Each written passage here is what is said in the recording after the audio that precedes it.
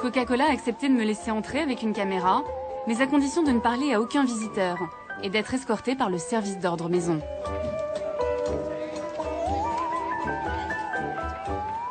Regardez là. Ce qu'on veut nous montrer ici, c'est le monde merveilleux de Coca-Cola. Comme dans la pub, où quand on ouvre du coca, on ouvre du bonheur. You're so sweet. C'est dommage que tu parles pas, tu vas pas pouvoir me donner la formule. What's the secret formula? Tell me. Qu'y a-t-il dans cette boisson pour que là, à cet instant, plus de 78 millions de personnes ouvrent tout un Coca-Cola dans le monde? Chaque jour, le groupe vend 2 milliards de boissons. Je réalise à quel point cette histoire de secret est devenue un véritable outil marketing. Suivez-moi. Et côté mise en scène, avec les Américains, on est rarement déçus. A secret formula for the most deliciously different taste the world has ever known. A secret formula for all that is, was, and ever will be the heart of Coca-Cola.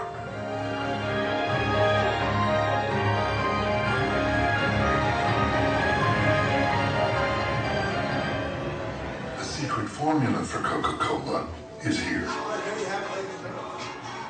La recette originale est vraiment là? Oui, madame. Vous l'avez vue? Non, je ne l'ai pas vue, mais notre PDG l'a vue. C'est lui qui l'a mise ici. L'année dernière, on a fait une grande cérémonie pour les 125 ans de la marque. Et à cette occasion, il a placé la formule secrète dans ce coffre. Il l'a vue, donc il connaît la formule secrète? Je ne sais pas s'il la connaît, mais il sait où elle est. C'est une des rares personnes à pouvoir y accéder. Bon, on va vérifier.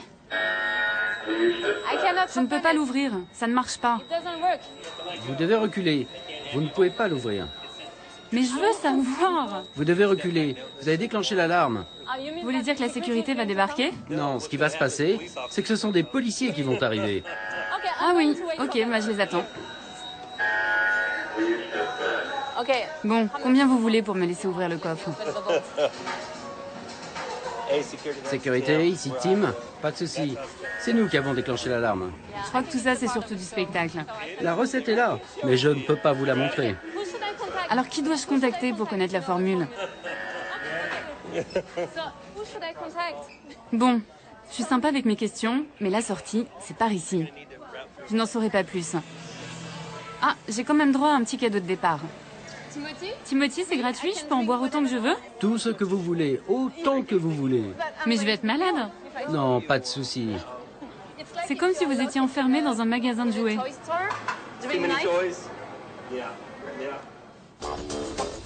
Ok, c'est pas ici qu'on me donnera la formule.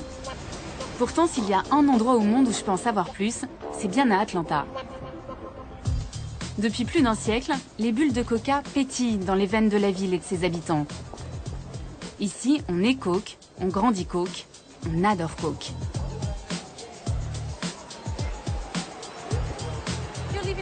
Vous vivez à Atlanta, vous pouvez peut-être m'aider à savoir ce qu'il y a dedans. J'en ai aucune idée. Et ça vous ennuie pas? Ça m'ennuie pas du tout. Vous connaissez tous les ingrédients du Coca-Cola? Ah non, pas du tout. On n'a pas le droit, vous savez, c'est secret. Vous n'avez pas le droit, mais vous êtes une consommatrice? Oui, mais c'est pas grave, ils ont le droit d'avoir leur secret. Vraiment? Ça ne vous embête pas? Non. Est-ce que vous savez ce qu'il y a dedans? Ce qu'il y a dans le coca? Non, ils gardent ça très secret. Et vous n'êtes pas curieuse de savoir ce que vous buvez? Non, j'aime ça, c'est tout. Vous leur faites confiance? Bien sûr. Je suis la seule à vouloir savoir ce qu'il y a dans le Coca-Cola. C'est dingue.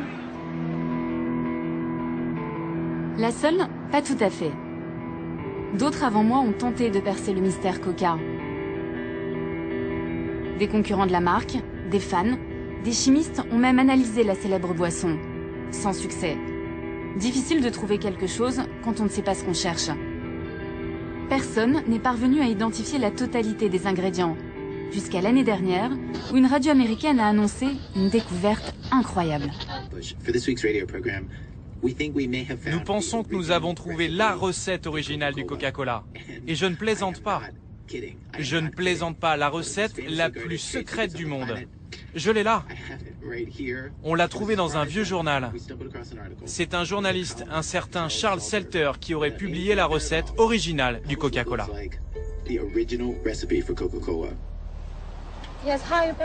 voudrais avoir le numéro d'un certain Charles Salter dans la région d'Atlanta. J'ai retrouvé Charles Salter. Il vit dans la banlieue chic d'Atlanta. Bonjour et bienvenue. Il est aujourd'hui à la retraite, après avoir travaillé 25 ans dans le journal local. J'espère que vous allez m'en apprendre un peu plus au sujet de la formule secrète. Le trésor de Charles Salter est quelque part dans cette pièce. Voici mon atelier de pêche. C'est votre hobby? Pêcher, c'est ma passion. Pourquoi vous n'iriez pas chercher dans ces cartons là-bas? La formule est par là? Jetez un petit coup d'œil. Des cassettes. C'est peut-être ici? Non, là, c'est des vieilleries. Ça peut pas être ça, là?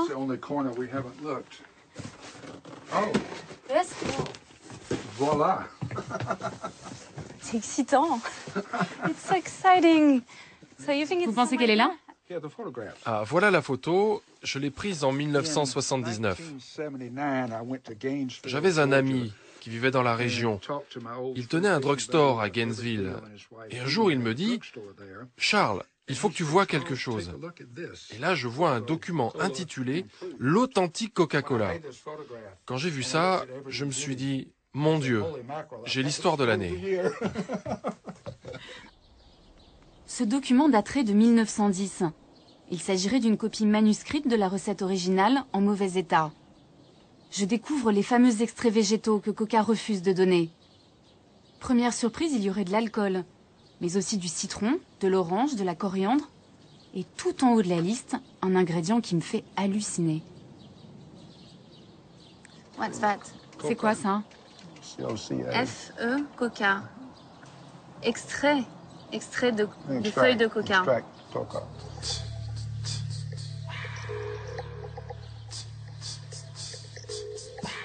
Vous avez dû être surpris quand vous avez vu qu'il y avait de la feuille de coca. Ça a été une grande surprise pour pas mal de gens quand ils ont découvert cette liste d'ingrédients. Et je peux vous dire qu'à Atlanta, on en a beaucoup parlé. Ce que je comprends pas, c'est qu'à l'époque, en 1979, quand vous publiez cette photo, le monde entier aurait dû apprendre qu'il y avait de la coca dans le Coca-Cola. Comment ça se fait que ça n'a pas fait le tour de la planète, cette info? Je pensais que c'était vraiment un gros scoop. Mais Coca n'a jamais confirmé que c'était la formule originale. Personnellement, je suis convaincu que c'est la bonne formule. Mais ça fait partie de ces mystères, si difficiles à élucider. À l'origine, dans la recette de mon soda, il y aurait eu de la feuille de coca et son dérivé de la cocaïne. Logique après tout, c'est pour cela que ça s'appelle Coca-Cola. Mais pourquoi mettre de la drogue dans une boisson? La réponse est à 40 km de là, dans la ville de Columbus. C'est ici qu'a vécu le pharmacien John Pemberton, l'homme qui a inventé le Coca-Cola. Une jolie maison, une vie a priori bien rangée. Mais mon guide va me raconter comment est née la célèbre boisson. Une histoire qu'on préfère oublier chez Coca-Cola. Nice to meet you. Donc c'est là qu'il vivait? Oui, il vivait ici avec sa femme et son fils, Charles. Et là, c'est sa chambre, c'est ça? This was his bedroom. Wow. C'est une jolie maison traditionnelle. Ça, c'est John et son fils, Charles, un peu plus âgé. Et où est-ce qu'il travaillait? Son laboratoire est installé dans la cuisine. En 1886, aux États-Unis, c'est l'apparition des sodas. John Pemberton va s'inspirer d'une boisson française très populaire à l'époque, le vin Mariani, qui justement contenait de la cocaïne. Qu'est-ce qu'il faisait ce pharmacien? Il a inventé différentes boissons. En voici quelques publicités ici. Il passait son temps à fabriquer des mixtures. À l'époque, les gens pensaient que les sodas soignaient toutes sortes de maladies. C'est pour ça qu'on trouvait les sodas dans les pharmacies. C'était un peu comme des médicaments. Et à la base, le Coca-Cola, c'était un médicament. Oui, Coca-Cola était un médicament et il contenait de la cocaïne au début. C'était censé vous soigner pour toutes sortes de douleurs, que ce soit à la tête, au ventre, toutes sortes de maladies en fait. Mais pourquoi Pemberton a mis de la cocaïne dans le Coca-Cola? Suite à ses blessures durant la guerre de sécession, il est devenu accro à la morphine. Et il est devenu ensuite dépendant à d'autres produits un peu moins dangereux que la morphine. Vous faites visiter cette maison à des classes, des enfants, et vous leur dites pas, en fait, qui était vraiment le docteur John Pemberton. Vous leur parlez pas de son problème avec la drogue, vous parlez pas de cocaïne? Non, on donne juste aux enfants des informations basiques sur Coca. On ne leur parle pas de la cocaïne. On préfère leur donner une image plus idéalisée de la cocaïne. Enfin, pardon, du Coca. Un pharmacien accro à la cocaïne qui met de la drogue dans sa boisson, ça fait un peu tâche dans le monde merveilleux de Coca. À Atlanta, comme souvent aux États-Unis, on protège les symboles de l'Amérique. Et tant pis pour ces écoliers qui n'apprendront qu'une partie de l'histoire. Mais moi, ce qui m'intéresse, c'est de savoir s'il y a toujours de la feuille de coca dans mon soda.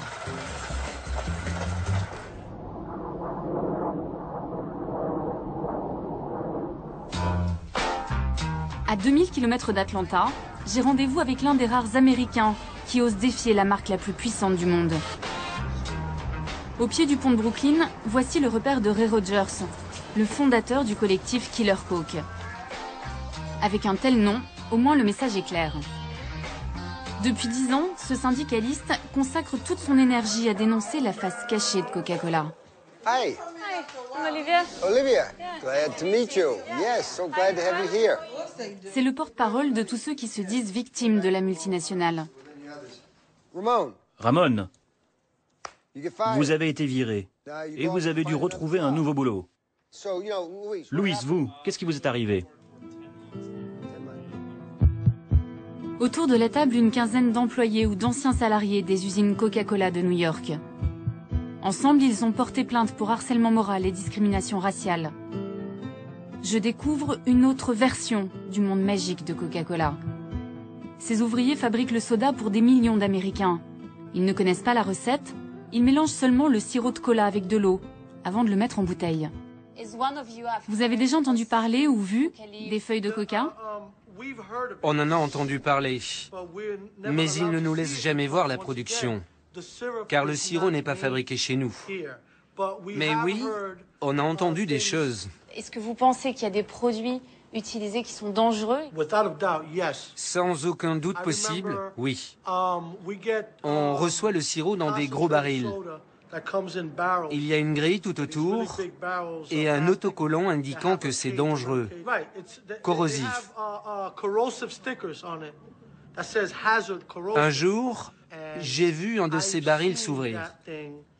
Le produit a littéralement bouffé la peinture au sol. Ça l'a enlevé. En fait, c'est de l'acide très puissant. Les gens chargés de nettoyer ne pouvaient pas toucher ce truc avec les mains. Mais normalement, c'est juste du sucre et des arômes naturels. Non, non, non, non, non, non, non. J'aimerais que ce soit ça. Mais ce n'est pas le cas. Ils ne veulent pas qu'on sache ce qu'ils mettent dedans.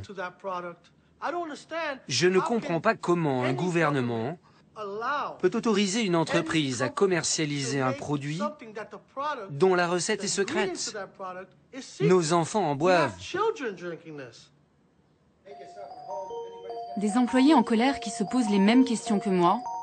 Une entreprise qui refuse de me répondre, c'est pas gagné. Mais après tout, même les secrets les mieux gardés finissent un jour par s'éventer. Ray Rogers va me révéler une information embarrassante pour Coca. Il m'emmène loin des beaux quartiers de New York. Direction, l'un des ports du New Jersey. Selon lui, c'est ici que la compagnie continuerait d'importer discrètement l'ingrédient préféré du pharmacien Pemberton. Impressionnant, non? C'est ici qu'ils reçoivent les feuilles de coca qu'ils importent de Bolivie et du Pérou. Ça arrive ici? Oui, ça arrive ici. Les feuilles de coca ne sont autorisées dans ce pays que pour 2 raisons. 1, pour les préparations médicales. Et l'autre, c'est pour Coca-Cola, qui l'utilise dans certaines de ses boissons. Et à ma connaissance, c'est la seule façon d'importer légalement de la feuille de coca de Bolivie et du Pérou. Ça veut dire qu'aujourd'hui, aux États-Unis, en dehors des laboratoires pharmaceutiques, Coca-Cola est la seule entreprise à pouvoir importer de la feuille de coca ici. Oui, Coca ne veut pas l'admettre, mais ils en utilisent encore dans certaines de leurs boissons. La question qu'on peut se poser, c'est qu'est-ce qu'ils font avec? Pourquoi est-ce si important dans leur boisson et pourquoi ils ne le reconnaissent pas? Car si vous regardez sur leur bouteille, vous ne verrez jamais cet ingrédient. C'est écrit nulle part, non? C'est intéressant, parce que selon moi, s'ils cachent leurs recettes et qu'ils parlent de recettes secrètes, c'est justement à cause de la feuille de coca. C'est probablement un des secrets qu'il ne faut pas dévoiler. Il y aurait donc toujours de la feuille de coca dans mon soda. Est-ce que c'est pour ça que je suis si accro? Non, impossible. La cocaïne a été interdite en 1906 dans le Coca-Cola. D'après Ray Rogers, les feuilles seraient aujourd'hui utilisées uniquement pour leur arôme, leur goût amer. Et pour se débarrasser de la cocaïne, la firme d'Atlanta ferait appel à une société spécialisée, la Stepan Company. Bonjour madame, j'ai appelé plusieurs fois et je n'ai eu personne. J'aimerais savoir si c'est bien ici que vous transformez la feuille de coca. Je vais voir si quelqu'un peut vous répondre. Non, nous n'avons pas le droit de parler de nos clients ici. Donc personne ne peut me dire si vous importez bien de la feuille de coca du Pérou? On ne parle pas de nos clients. On ne peut pas vous aider. Et il n'y a pas de responsable? Bon, merci. Au revoir, passez une bonne journée. Il n'y a pas moyen? Mais quand même, je pense que j'ai le droit de savoir, non? Merci, au revoir. Visiblement, il n'y a pas que chez Coca qu'on a le goût du secret.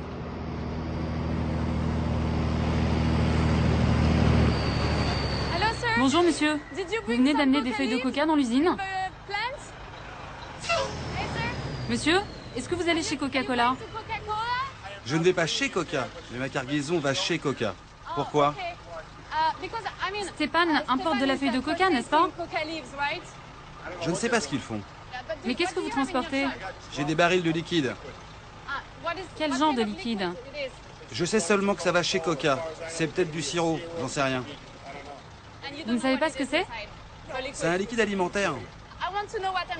Je veux savoir ce que je bois, donc je cherche à connaître les ingrédients. Ils ne nous laissent pas savoir. Oui, c'est secret. Bien sûr, comme toujours. Stepan fournirait donc un mystérieux liquide à Coca-Cola. Mais ce produit a-t-il oui ou non un lien avec la feuille de coca? Excusez-moi, vous vivez ici? J'habite à côté. Est-ce que vous connaissez Stepan? Ouais, je connais. Vous savez ce qu'ils font? Il y a longtemps, j'y travaillais. Il faisait de la cocaïne. Il faisait de la cocaïne? Je vous parle de ça il y a 15 ans. Il faisait de la cocaïne. C'est ce qu'on m'a dit. Et maintenant, vous savez ce qu'ils font? Je travaille plus là-bas. Coca-Cola continue d'utiliser de la feuille de coca. Oui, bien sûr. Et on m'a dit que c'était ici qu'elle était transformée.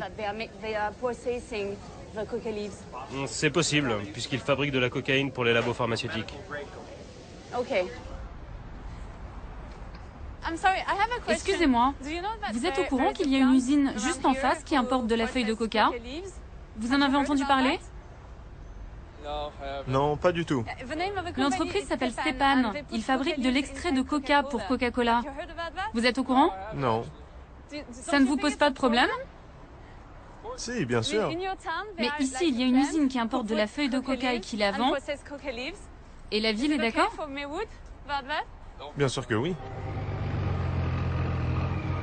Bon, si je comprends bien, il n'y a plus de cocaïne dans mon soda. Mais en attendant, je bois probablement sans le savoir de l'extrait de feuille de coca depuis 25 ans.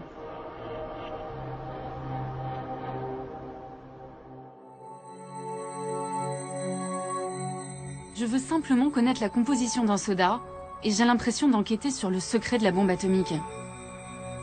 Après 2 mois de demandes d'interview, 12 appels et 21 mails, Coca-Cola États-Unis va me donner la même réponse que la filiale française du groupe. Yes, Amanda. Oui, Amanda, désolée. Je ne vous entendais pas avec mon téléphone portable.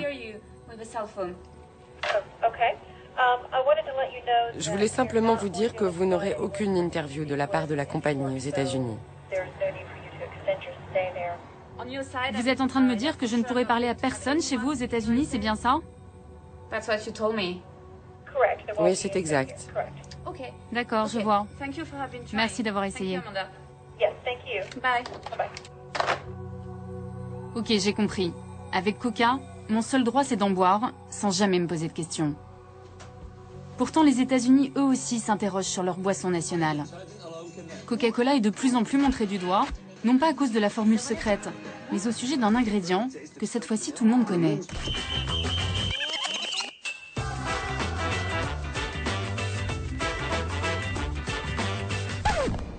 Vous ne mangeriez jamais 16 sachets de sucre.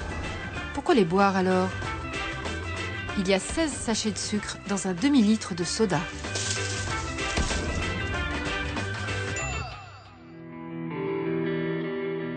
À l'autre bout du pays, un État a déclaré la guerre au soda. Je pars en Californie. Ici, il est désormais interdit de vendre des boissons sucrées dans les lieux publics ou dans les écoles. Il faut dire que 40% des Californiens sont en surpoids ou obèses. Alors tout est fait pour diaboliser le soda, surtout auprès des jeunes. The cost so cheap and it tastes so sweet, but in a few years it'll rot on your teeth.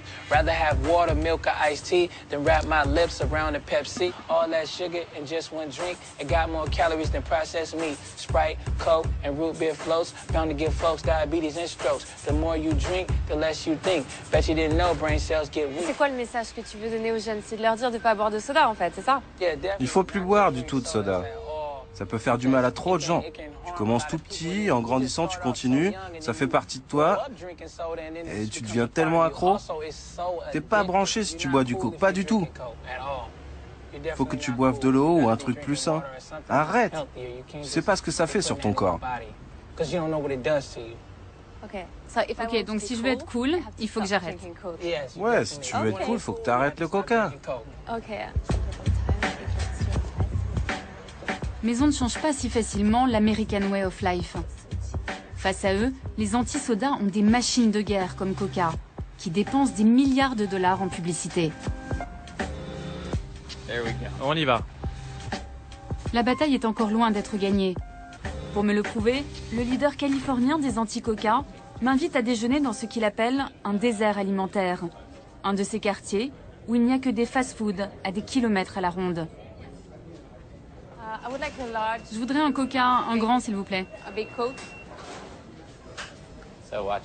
Regardez la taille de mon verre d'eau qui arrive. Et voilà mon eau. Ah oui, c'est tout petit. Ok. Ok, thank you very much. Et je peux... Vous pouvez en reprendre gratuitement autant de fois que vous voulez. C'est un gros problème. C'est ça le problème, hein. Je peux en avoir autant que je veux. Je peux venir me servir quand. Servez-vous copieusement, et si ça ne vous suffit pas, revenez et prenez-en encore. C'est un déjeuner équilibré, ça. Vous avez suffisamment de calories, ça va? C'est un demi-litre, ça. Oui, c'est même un peu plus. C'est 75 centilitres. Un Américain boit en moyenne 170 litres de soda par an.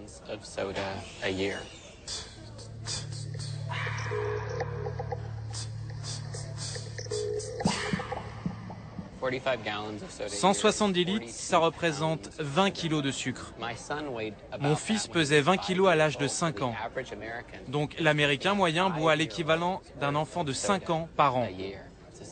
C'est un tsunami de boissons sucrées. C'est quoi l'intérêt pour les grandes compagnies de soda d'augmenter la taille? Parce que c'est toujours le même prix, c'est très peu cher. Donc c'est quoi leur but? Pourquoi ils veulent augmenter les quantités? Je pense que tout ce qu'ils font, ils le font pour augmenter leurs ventes. Si vous en buvez beaucoup aujourd'hui, il y a de grandes chances que vous en buviez plus demain. Donc ça peut être une bonne affaire d'acheter un litre de soda dans un restaurant, mais quand vous allez aller au supermarché, vous allez le payer bien plus cher. Leur seule motivation, c'est de gagner toujours plus d'argent. C'est leur boulot, c'est normal. Mais c'est la première génération d'enfants aux États-Unis qui risquent de vivre moins vieux que leurs parents. On doit trouver une solution pour contrer ces boissons sucrées. On le doit. La vie de nos enfants en dépend. Bon, bah c'est bon, vous avez gagné. Vous m'avez coupé l'appétit. Merci. Bon appétit. Il y a 50 ans, nous buvions 4 verres de coca par an. Aujourd'hui, les boissons sucrées sont en train de remplacer petit à petit l'eau et le lait. Les sodas sont même devenus la première source de sucre et de calories dans l'alimentation des Américains.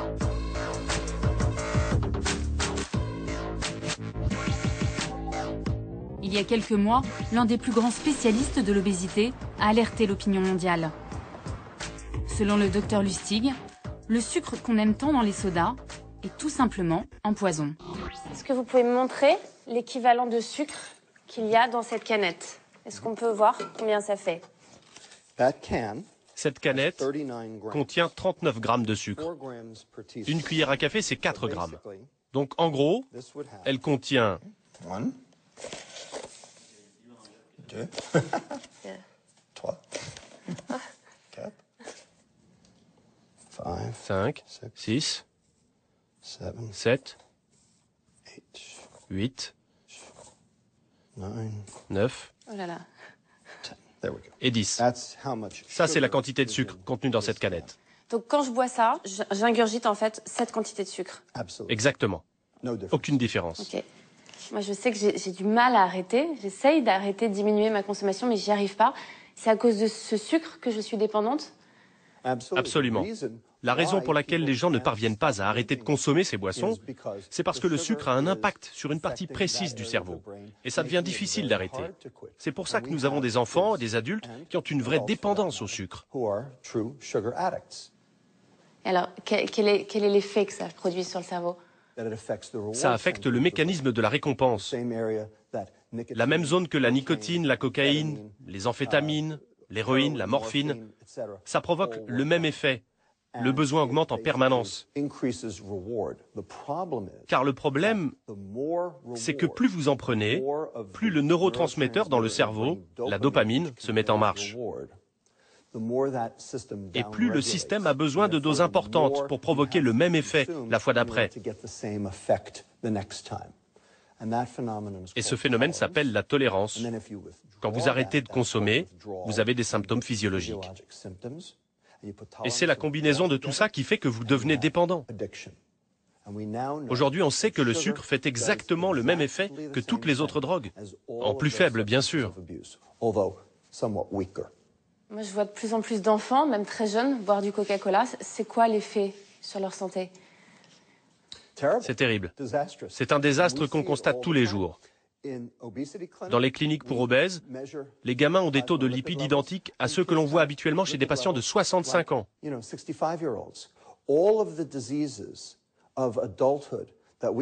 Toutes ces maladies d'adultes dues à la vieillesse, on les voit maintenant chez des enfants âgés de 8 à 10 ans. C'est un désastre. Le diabète de type 2, par exemple, est spécifiquement lié à la consommation de sucre, et on travaille là-dessus. Vous avez l'air très en colère contre cette industrie. Je soigne des enfants obèses. Je soigne des enfants qui vont mourir jeunes. Ils vont perdre 20 à 30 ans d'espérance de vie. Et ils vont coûter à ce pays 192 milliards de dollars de perte de productivité. Il n'y aura plus d'assurance maladie en 2024.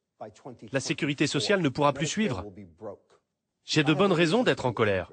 Je suis médecin et mon rôle est de soigner des gens. Et je ne peux pas le faire si l'industrie alimentaire les détruit. Oui, je suis un peu en colère. Mais si je fume, si je bois de l'alcool, je sais que je prends un risque. Quand je bois du coca, j'ai juste l'impression que ça va me faire un peu grossir, mais je me doute pas une seconde que c'est si dangereux pour la santé. Combien d'années allez-vous perdre si vous fumez 2 paquets de cigarettes par jour? Environ 20 ans. C'est à peu près la même chose si vous buvez 2 canettes de soda par jour. Vraiment? Really? C'est presque pareil. Donc, un coca, tout le monde s'en fout. 10 000 coca, vous allez mourir. Really? Vraiment. Mourir de quoi? Attaque cardiaque, AVC, cancer, démence, diabète. En même temps, moi, ça fait 25 ans que je bois 2 canettes par jour et je suis en bonne santé, je suis pas obèse. Qu'est-ce que vous en savez? Vous n'êtes pas obèse, c'est sûr. Mais vous êtes certaine d'être en bonne santé? Et peut-être que vous faites assez de sport pour éliminer les graisses, pour brûler les calories. Et si c'est le cas, tant mieux. Le problème, c'est que vous n'êtes pas représentatif du consommateur moyen. C'est sûr qu'après ça, on voit les choses un peu différemment. Voici vos sodas. Et votre obésité. Vos maladies cardiaques. Et votre accident cérébral. Attendez, vous ne voulez pas votre diabète aussi?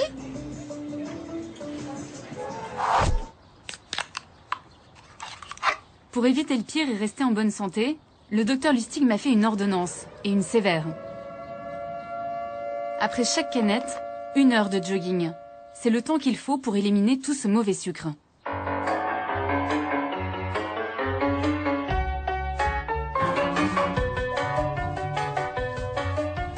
Je vous dis pas quand j'en prends 3 dans la journée.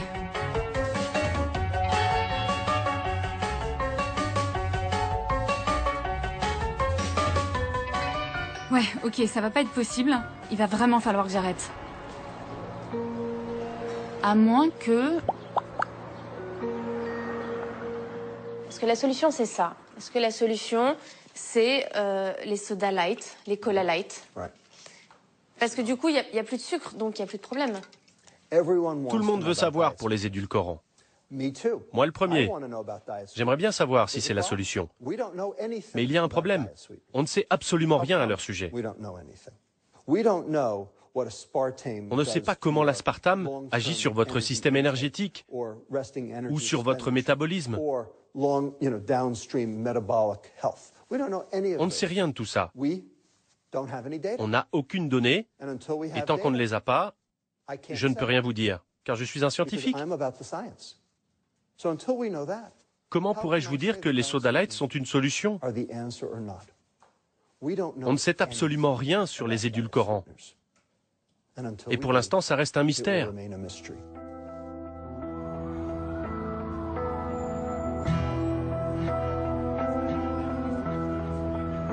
Donc en gros, j'ai le choix entre boire du sucre en étant certaine qu'à haute dose c'est dangereux, ou boire du light en étant sûre de rien. Dans les 2 cas, il y a un ingrédient auquel je n'échapperai pas.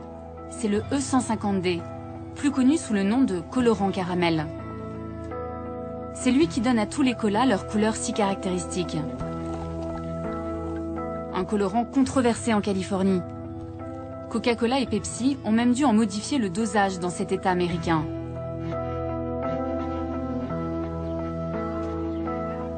Le scientifique à l'origine de ce nouveau scandale m'a donné rendez-vous dans ce diner.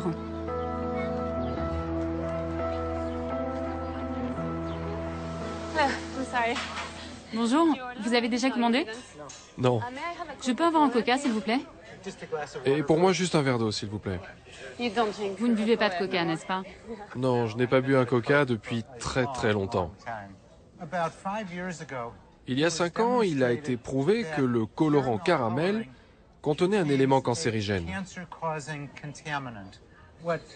Ce que les fabricants de ce colorant font, c'est qu'ils prennent du sucre, y ajoute de l'ammoniac, puis des acides, et mélange le tout à haute pression.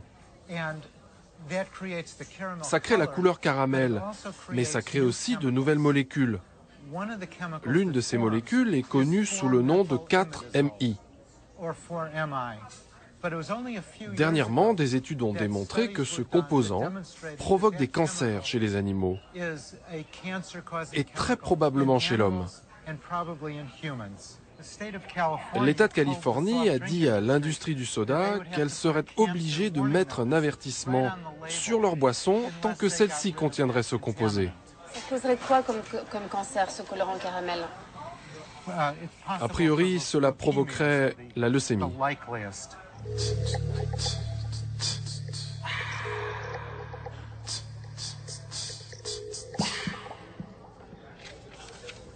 Il y a quelques semaines, je lui ai envoyé des canettes achetées en France, histoire de comparer. Car j'ai appris que la recette varie en fonction des pays. Ok. Et en ce qui concerne la France, ça veut dire que le niveau qu'il y a dans les canettes que je vous ai envoyées est supérieur au seuil fixé par les Californies? Voici la limite californienne. Elle est désormais de 29 microgrammes pour une canette. Les canettes françaises de Coca-Cola classique contiennent, elles, 79 microgrammes, soit plus de 2 fois ce seuil autorisé en Californie.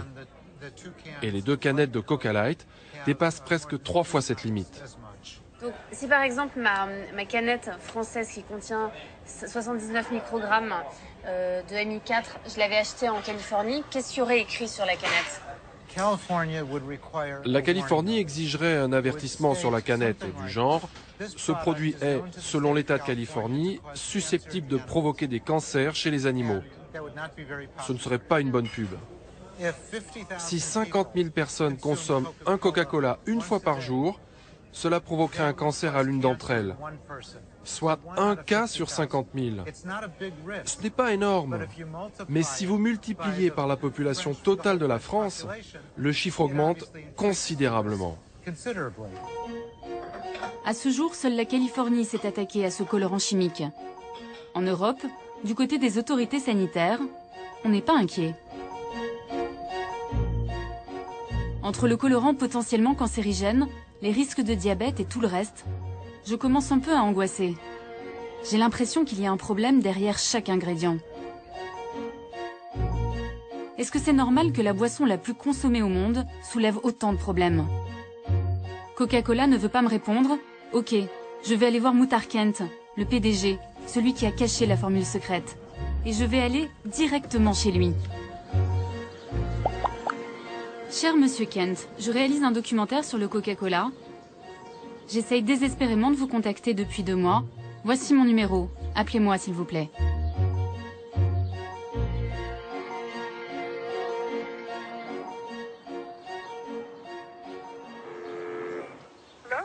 Bonjour.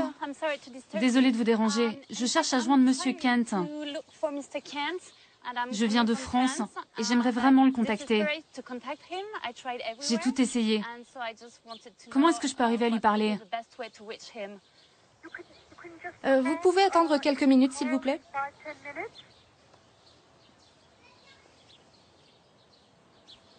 Oh, yes.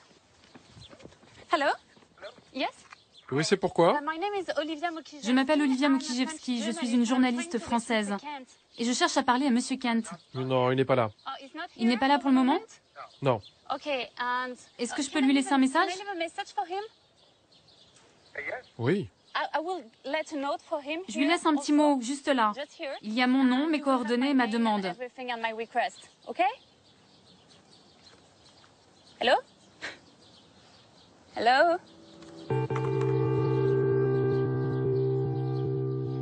C'est raté pour cette fois, mais quelque chose me dit qu'on va bientôt finir par se croiser. Avant cela, j'ai une dernière piste à explorer.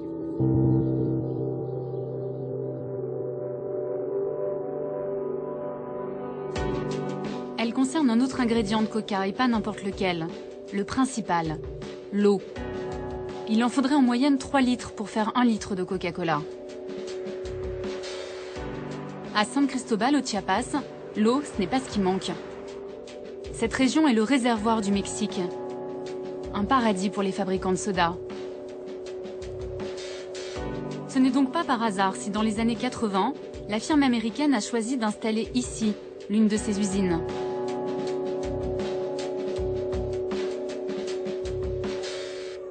Antonino Garcia enquête sur Coca depuis plus de 10 ans. Alors pourquoi ils ont décidé de s'installer ici exactement? Coca-Cola s'est installé ici pour pomper l'eau de la région. Ils puisent directement dans la nappe phréatique de San Cristobal. C'est le réceptacle de 2 volcans, le Huitepec et le Santeguitz. Et c'est ici, en sous-sol, qu'est stockée la majorité de l'eau. Ils sont installés stratégiquement pile sur le manteau phréatique. Et Coca-Cola prélève beaucoup d'eau ici? Ils extraient environ 750 000 litres par jour. C'est quoi? C'est l'équivalent de quoi? Ce volume d'eau permettrait d'alimenter 10 000 habitants de la ville tous les jours. Et depuis peu, ils creusent un nouveau puits. Ils vont donc augmenter le pompage.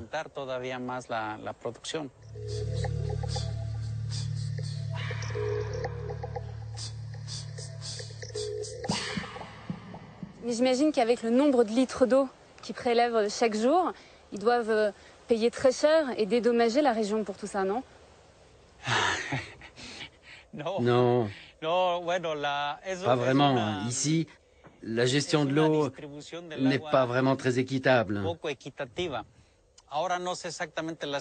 Aujourd'hui, on ne connaît pas les chiffres, mais en 2003, ils ont payé environ 25 000 € pour l'année.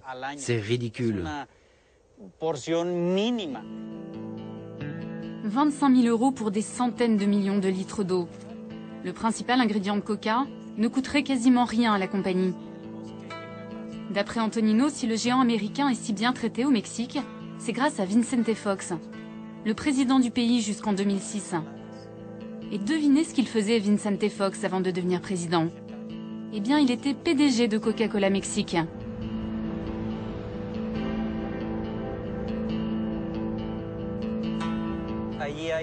Ici, il y a 5 communautés qui utilisent l'eau de cette nappe. Et depuis l'installation de l'usine, j'ai fait des recherches avec eux. Et ce qu'ils me disent, c'est que depuis qu'il y a l'usine, leurs ressources en eau ne cessent de diminuer.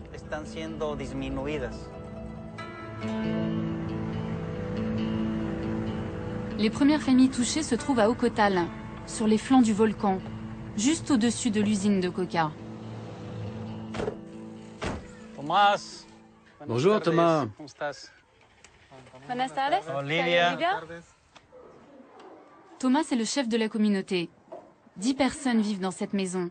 Et depuis quelques années, leur quotidien est devenu une vraie galère. Il n'y a pas d'eau. Et c'est comme ça tout le temps? Quand les nappes sont basses, on reste sans eau. Au-dessous d'un certain niveau, ici, on ne peut plus avoir d'eau. Et alors comment vous faites quand vous n'avez pas d'eau? On se débrouille avec des seaux, on va au puits. On prend des seaux. Ils sont pas là. On les prend pour laver le linge, la vaisselle, ou pour faire à manger. Les coupures d'eau sont de plus en plus longues. Alors à Ocotal, on est heureux quand il pleut. On prend cette eau et on la met là. Donc là, c'est de l'eau de pluie, c'est comme ça que toute la famille se lave, c'est ça? Et pour laver le linge? C'est cette eau qu'on utilise. D'accord. Mais cette eau, elle n'est pas potable? Non, mais on la boit quand même. On la prend, cette eau, on la sort d'ici et on la boit. Ok? Ça va, c'est pas... Ça nous désaltère. D'accord, mais vous n'êtes pas malade quand vous buvez cette eau? Nous, les adultes, ça va. Mais pour les enfants, ça pose un problème. Qu'est-ce qui se passe avec les petits alors? Ils sont malades? Ils ont mal à l'estomac, ils vomissent, ils ont la diarrhée. Ah oui? D'accord, mais vous n'avez pas le choix, vous êtes obligé de leur donner cette eau. Non, on n'a pas le choix. Mais au moins, on n'a plus soif.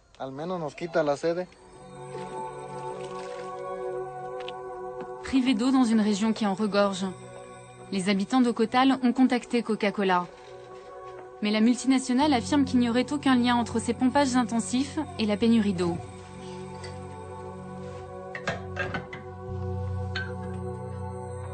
Comble de l'ironie, quand il n'y a plus d'eau au village, les enfants boivent du soda. C'est une histoire sans fin, celle d'un piège qui se referme sur les Indiens du Chiapas.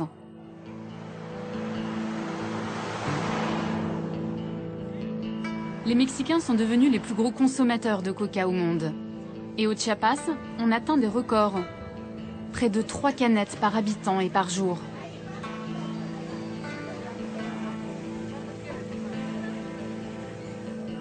Ce n'est pas ici que je vais commencer mon sevrage. Quand on veut boire quelque chose dans le coin, il n'y a pas vraiment le choix. J'ai rendez-vous avec un médecin qui dénonce cette omniprésence de coca au Mexique. Marcos. Ah, je suis contente. Ça va bien.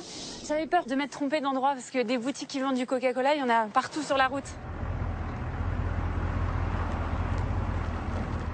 Ça a été quoi le déclic? Pourquoi vous vous êtes intéressé à cette boisson? Je suis venu au Chiapas pour travailler auprès des réfugiés sur les problèmes de malnutrition. Je me suis aperçu que c'est dans les 2 premières années de la vie qu'on définit les habitudes alimentaires.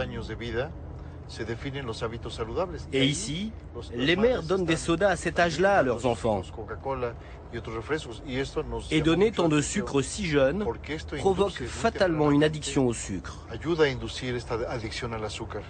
On dit quoi? On dit qu'il y a eu une coca-colonisation du Mexique? Oui, c'est un terme qui a été employé par le rapporteur spécial des Nations Unies l'an dernier. Il a été impressionné par la coca-colonisation du Mexique. Si vous voulez m'aider, cliquez à chaque fois que vous voyez un point de vente. D'accord, donc je clique dès que je vois une boutique qui vend du coca. Alors là, il y en a une. Ok, pour l'instant, il y en a un. Ah, 2. C'est incroyable. 4. C'est incroyable parce qu'elles sont à côté. 5. Tenez, regardez, il y en a un autre ici. D'accord, alors là, on est donc en plein milieu des montagnes, à 2500 mètres d'altitude. Et on a fait quelques centaines de mètres et on a déjà vu 7 boutiques qui vendent du Coca-Cola. 8. C'est terrible. Il n'y a rien d'aussi facile à trouver que le coca. Vous voyez, c'est le nom de la ville dans une bouteille de coca. Mais comment c'est possible ça? C'est possible et c'est terrible. Regardez, il y a encore 2 boutiques côte à côte. Enfin des légumes. Là, il y a des légumes, ils vendent pas de coca. On en a combien là? Là, j'en suis à 166. En 42 km, c'est incroyable. Un pays repeint en rouge et blanc, le modèle économique parfait pour Coca-Cola. Jusque dans les villages les plus reculés du Chiapas, la multinationale a mis en œuvre une stratégie imparable. Et le Coca-Cola, c'est ce que vous vendez le plus? Oui. Au mois, j'en vends environ 8 caisses. Et 10 caisses quand il y a du monde. Au moins. Hein. Et les frigos? Ils sont loués. C'est une prestation. Je ne peux pas dire qu'ils me les ont offerts, parce que c'est une location tant que je vends leurs produits. Est-ce que dans le frigidaire, vous avez le droit de mettre des produits qui ne sont pas des produits Coca-Cola? Non. Seulement des produits de Coca. Tous les produits qui sont à l'intérieur viennent de la société Coca-Cola. Uniquement les produits de Coca-Cola. Si les gens veulent boire quelque chose de frais, ils doivent acheter des produits Coca-Cola. Exactement. C'est comme ça. Muchas gracias, señor. Hasta luego. Merci. Au revoir. Donc là, il y a même des... Marcos, des bouteilles de 3 litres. 3 litres, c'est quoi? 21 pesos, ça fait 1,20 €. 1 litre de coca pour 7 pesos, alors que l'eau est à 8. Le litre d'eau est à 8 pesos, donc 3 litres, ça fait 24 pesos. Et on compare avec le coca qui fait 21 pesos. le Coca-Cola est moins cher que l'eau. Mais c'est ça le problème. Oui, c'est moins cher que l'eau. Et ce que dépensent les gens dans le coca, c'est de l'argent en moins pour acheter les produits de base. Aujourd'hui, les Indiens du Chiapas ne peuvent plus vivre sans coca. À tel point que la marque a même réussi à s'imposer dans la religion. Elle remplace le poch, la boisson traditionnelle dans les cérémonies sacrées.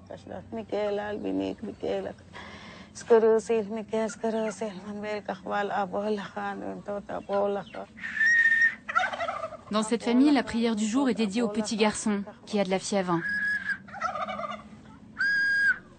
Pour satisfaire les dieux, pas moins de 7 bouteilles de coca en offrande.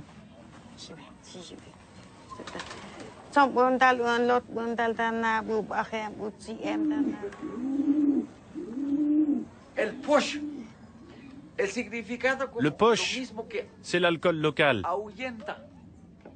Avant, ça servait à chasser les mauvais esprits. On l'utilisait pour ça. On en faisait don pour notre corps, pour notre âme, pour notre esprit. Et maintenant, on y a rajouté le Coca-Cola. Ce sont nos croyances. On croit que ça chasse le mal. Et on voit ça partout dans le Chiapas. Au Guatemala, dans toute la région. C'est notre culture maintenant. Le Coca-Cola, ça permet de chasser les esprits parce que du coup on rote et donc l'esprit est chassé du corps, c'est ça? Oui, c'est ça. Okay. C'est notre croyance. Et Coca s'en est emparé il y a 30 ou 40 ans. Au Mexique, 70% de la population est déjà en surpoids ou obèse. Selon l'Observatoire mexicain de la santé, en 2020, ce sera 100% de la population. Je retourne pour la dernière fois à Atlanta. C'est le jour de la grand-messe annuelle pour Coca-Cola, l'assemblée générale du groupe. C'est aussi ma dernière chance d'obtenir enfin des explications. L'événement est réservé aux actionnaires, alors j'ai donné encore un peu plus d'argent à Coca. Pour $120, j'ai acheté 2 actions. Les caméras sont interdites, mais je vais récupérer les images Internet que Coca transmet à ses actionnaires dans le monde entier. Ladies and gentlemen, please welcome Muhtar Kent. Au milieu de la salle, là, c'est moi. Enfin, ça y est. Je suis en face du gardien de la formule. En 2011, nous avons augmenté notre gamme de produits de 4% et nos ventes globales de 8%. Au total, Coca-Cola, votre compagnie, a généré 47 milliards de chiffre d'affaires l'an dernier. Plus les gens boivent du coca, plus les bénéfices sont en hausse. Et ça fait plaisir aux actionnaires.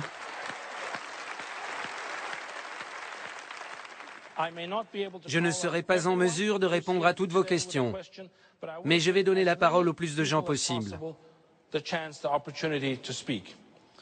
6 personnes seulement seront choisies au hasard. Mes chances sont minces. Mais à la 4e question... Monsieur le Président, voici Olivia Mokiejewski. Bonjour, Monsieur le Président. Je viens de France pour être avec vous aujourd'hui. Monsieur Kent, vous êtes probablement l'une des rares personnes dans le monde à savoir ce qu'il y a dans le coca. Les consommateurs comme moi n'ont pas cette chance et ne savent pas ce qu'ils boivent. Le peu d'informations disponibles sur cette recette pose une seule question. Que buvons-nous? Vous dites, monsieur, vouloir faire de ce monde un monde meilleur.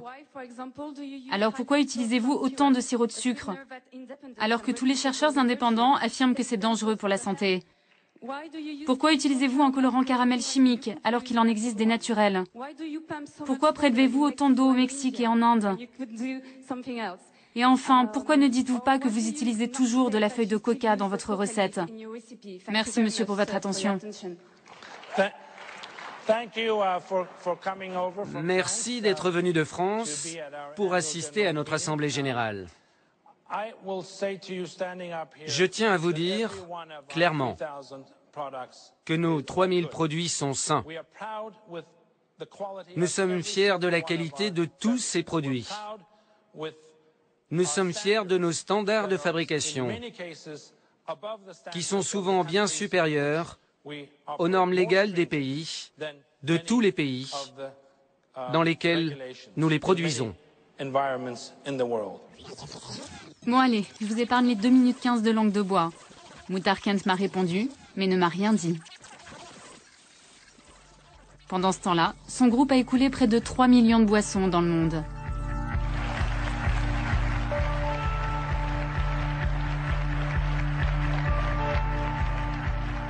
À la sortie, je vais retrouver Ray Rogers, le fondateur de Killer Coke. Lui aussi était à l'Assemblée Générale. Ça fait 10 ans qu'il vient poser des questions qui fâchent, et comme chaque année, il a fait chou blanc. Alors ça se termine devant le siège de la multinationale, avec une manif de 12 personnes.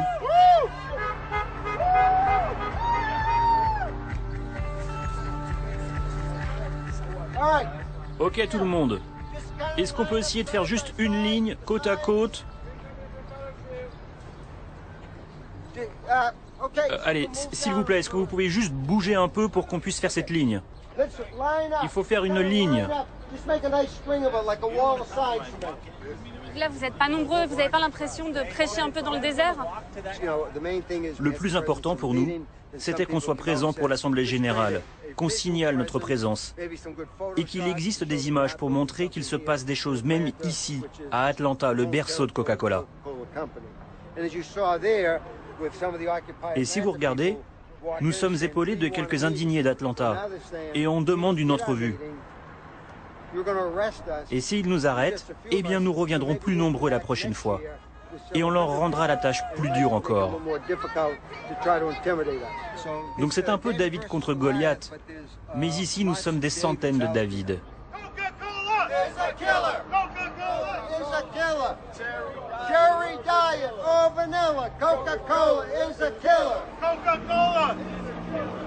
Peut-être que tout ça ne sert à rien. Peut-être que Coca vendra toujours autant de boissons. Mais j'ai pas envie d'abandonner. Parfois, il faut pas avoir peur d'être une emmerdeuse.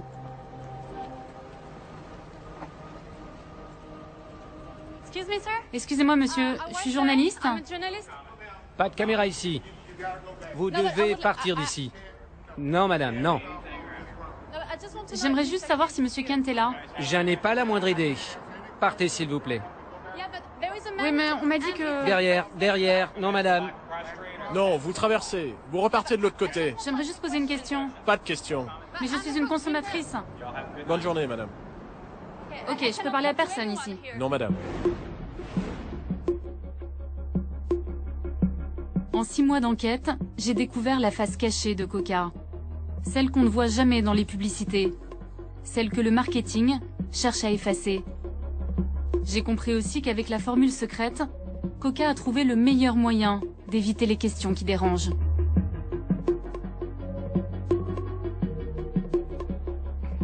Bon, je sais toujours pas exactement ce que je bois, mais j'ai quand même pas mal d'indices. Et si ça se trouve, je suis pas très loin de la formule secrète. Alors, le meilleur moyen de le savoir, c'est d'essayer. Donc je vais tenter de faire du coca avec ce que j'ai. Et on n'est pas à l'abri d'une bonne surprise. On va commencer par l'eau.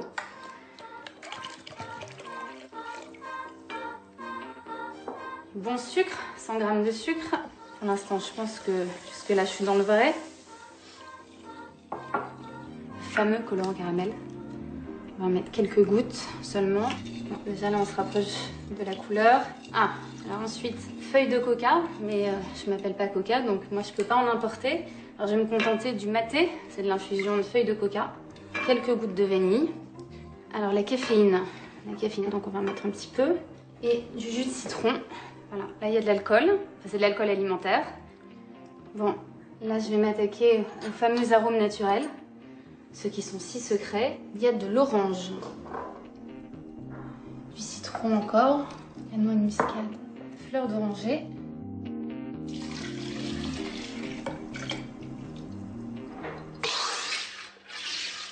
Bon, on a les bulles, on a le liquide, ben, on va goûter.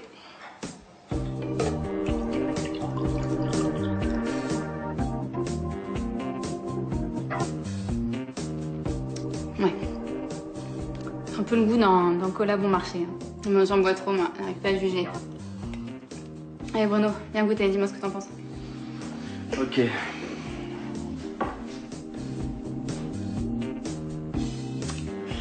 Bah, c'est pas très bon. Viens voir goûter, là. C'est vraiment pas bon. Allez, Richard. Allez, viens voir. Hop, bougez pas. Alors, c'est pas bon ce qu'elle a fait, maman?